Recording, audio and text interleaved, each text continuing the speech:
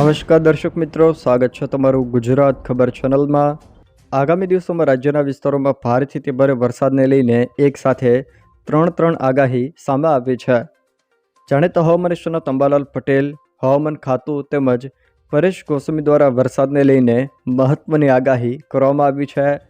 અંબાલાલ પટેલ દ્વારા રાજ્યના કેટલાક વિસ્તારોમાં 10થી લઈને 12 ઇંચ સુધીના વરસાદો ખાબકવાની શક્યતાઓ પણ વ્યક્ત કરવામાં આવી છે। તો પરેશ ગોસ્વામી દ્વારા પણ રાજ્યના કેટલાક ભાગોમાં 5થી લઈને 10 ઇંચ સુધીના અત્યંત ભારે વરસાદની શક્યતા પણ વ્યક્ત કરવામાં આવી છે। તો હવામાન ખાતા દ્વારા પણ રાજ્યના ભાગોમાં અતિ ભારે વરસાદનું ઓરેન્જ એલર્ટ આપવામાં આવ્યું છે। તો રાજ્યના કયા વિસ્તારોમાં ભારે વરસાદની શક્યતા વ્યક્ત કરાઈ છે એ તમામ જાણકારી વિશે વિડીયોમાં આગળ વાત કરીશું, તો છેલ્લે સુધી જોતા રહેજો। તે પહેલાં તમે અમારી ચેનલમાં નવા છો તો ચેનલને સબસ્ક્રાઈબ કરી લેજો, જેથી મારા આવનારા તમામ વિડીયોની જાણકારી તમારા સુધી પહોંચી શકે। સૌથી પહેલાં વાત કરીએ તો અંબાલાલ પટેલ દ્વારા રાજ્યના વિસ્તારોમાં ભારે વરસાદની શક્યતા વ્યક્ત કરાઈ છે। તેઓએ જણાવ્યું છે કે 17 ઓગસ્ટથી બંગાળ ઉપસાગરની મજબૂત સિસ્ટમ ગુજરાત તરફ આવી રહી છે। અરબી સમુદ્રમાં હળવા દબાણની અસર થવાથી રાજ્યના ભાગોમાં ભારેથી ભારે વરસાદ થવાની પણ તેમણે શક્યતા વ્યક્ત કરી છે, જેમાં કોઈ ભાગમાં 10થી લઈને 12 ઇંચ સુધીના વરસાદો ખાબકી શકે। આહવા, ડાંગ અને વલસાડના ભાગોમાં 8થી લઈને 10 ઇંચ સુધીના વરસાદો થવાની શક્યતા પણ તેમણે વ્યક્ત કરી છે। તો ભરૂચ અને જંબુસરમાં પણ ભારે વરસાદની શક્યતા વ્યક્ત કરવામાં આવી છે। અંબાલાલ પટેલે જણાવ્યું છે કે 15 દિવસનો વરસાદ ખેડૂતો માટે સોના સમાન છે। જોકે હાલમાં વરસાદનું મઘા નક્ષત્ર ચાલી રહ્યું છે। જોકે તેમણે ચેતવણી આપી છે કે તારીખ 29થી લઈને 31 ઓગસ્ટ સુધીનો વરસાદ પાક માટે સારો નહીં હોય। હવે જો વરસાદ રોકાઈને વરાપ નીકળે તો પાકને સૂર્યપ્રકાશ મળશે અને તેનો સારો વિકાસ થશે। અંબાલાલ પટેલે એક મહત્વની ચેતવણી પણ આપી છે। તેમના મતે આગામી 15 દિવસ સુધીનો વરસાદ પાક માટે સોના સમાન રહેશે, પરંતુ 29થી 31 ઓગસ્ટ સુધીનો પડનારો વરસાદ ખેતી પાકો માટે સારો નહીં હોય। આ દિવસો દરમિયાન પડનારો વરસાદ પાકને નુકસાન કરી શકે છે। આથી ખેડૂતોએ આ સમયગાળા દરમિયાન ખાસ સાવચેતી રાખવાની જરૂર છે તેવું પણ તેમણે જણાવ્યું છે। જોકે તેઓએ માહિતી આપતા જણાવ્યું છે કે 19-20 ઓગસ્ટે વરસાદનું જોર વધશે। સૂર્ય કર્ક રાશિમાં આવતા મધ્ય ગુજરાતમાં ભારેથી ભારે વરસાદની પણ શક્યતા છે। 20 અને 21 ઓગસ્ટ દરમિયાન અમદાવાદ, ગાંધીનગર, મહીસાગર, સાબરકાંઠા, પંચમહાલમાં ભારે વરસાદ વરસી શકે। તો કેટલાક વિસ્તારોમાં અતિ ભારે વરસાદની શક્યતા પણ તેમણે વ્યક્ત કરી છે। જોકે તારીખ 23થી લઈને 25 ઓગસ્ટ સુધી મધ્ય ગુજરાતમાં ભારેથી ભારે વરસાદ થતાં નદીઓમાં પૂરની સ્થિતિ રહી શકે છે। તેમણે કહ્યું કે પર્યુષણના સમયે ભારે વરસાદ રહી શકે છે, જ્યારે ગણેશ ચતુર્થી સમયે વરસાદી ઝાપટાથી લઈને ભારે વરસાદ પણ વરસી શકે। હાલના વાતાવરણમાં 4 સિસ્ટમ સક્રિય છે અને હજુ 5મી સિસ્ટમ સક્રિય થશે।